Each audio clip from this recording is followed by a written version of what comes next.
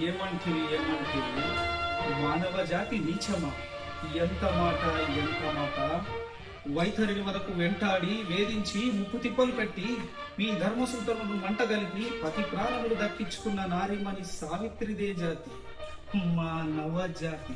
తన భక్తితో సాక్షాత్ పరమశివుణ్ణి ప్రత్యక్షం గావించి మీ భాషంలో సైతం గడిపోచగా నెంచి ప్రాణహరులైన మిమ్మల్ని ప్రాణభయంతో పరుగు ఎత్తించిన పసివాడు మార్కండేయుడిదే జాతి మా నవ జాతి.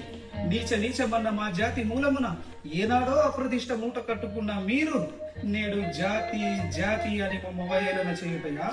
ఎంత అవివేకం, ఎంత అహంకారం, ఎంత కుసంస్కారము! నేటి నుంచి దేవుడు అధికుడు నరుడు అదముడు నాని కించభావాన్ని కూకటి వేలతో సైతం పెకలించి వేసేదా?